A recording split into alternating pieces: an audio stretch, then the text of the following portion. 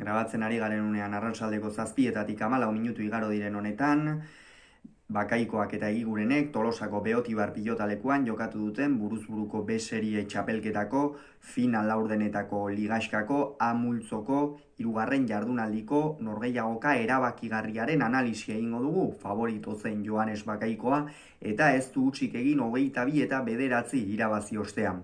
Gogoratuko dugu batetik aurreko jardunaldian Bakaikoak galdu egin zuela Bastidan Aldaberen aurka, eta Julen Egigurenek berriz irabazi egin zion Tolosako Beotibarren Ekain Lizeagari. Honen bestez, horrek Joseba Aldabe zuzenean finalerdietara sailkatu zuen eta Ekain Lizeaga zuzenean txapelketatik kanpo utzi, eta gaur jokatu dute esan bezala Bakaikoak eta Egigurenek norgehiagoka erabakigarria eta Etxarri Aranazkoak 22 eta 9 irabazi du. Egia esan 16 eta hutseko partziala egin du eta ikeragarria izan da partidari eman dion iraulia. Hasiera baina Egiguren oso ongi ikusi dugu, erasokor, kolpez fresko, teorian kolpez gehiago da Egiguren Bakaikoa baino, baina gainera sakez asmatzen eta horren ondorioz 7 eta 4 aurreratu da. Gero 9 eta 6 ere ipini da aurretik, baina horixe izan da Egigurenen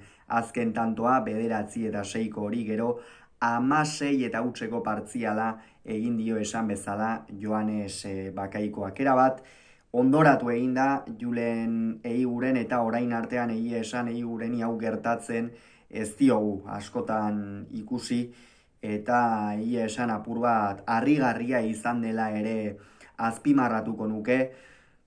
Ez baita ohikoa Egigureni alakori gertatzea, hain lotuta ikustea, ez, eta iruditzen zait txapelketa osoan zehar gertatu zaion zerbait izan dela, ez. Lehen partidan Aldaberen aurka oso deseroso ikusi genuen Eibarren, bigarren partidan Lizeagaren aurka denbora luzez aurretik eta eroso irabazten joan zen, baina gero azkenerako kosta egin zitzaion ikeragarri, eta gaurkoan Bakaikoaren aurka oso erraz ondoratu da, batez ere Bakaikoak esango nuke 12 eta 9 aurreratu da, baina une horretara arte sakearekin ikeragarri asmatu du.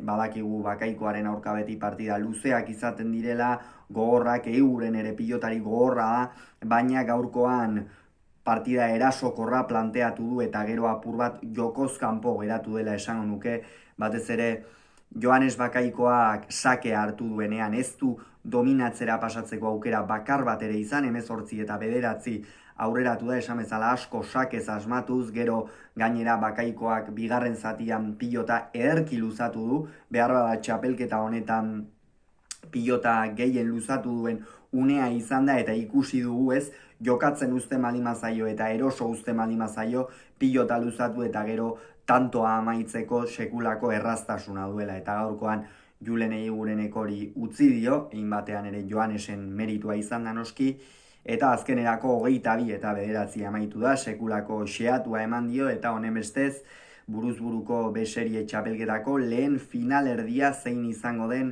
badakigu. Iraitz Zubizarretak eta Joanes Bakaikoak jokatuko dute, nor baino nor gehiago. Julen Egigurenek berriz txapelketari agur esan behar izan dio. Gogoratu, Bakaikoak 22, Egigurenek 19, Bakaikoa finalerdietan, Egiguren berriz txapelketatik kanpo.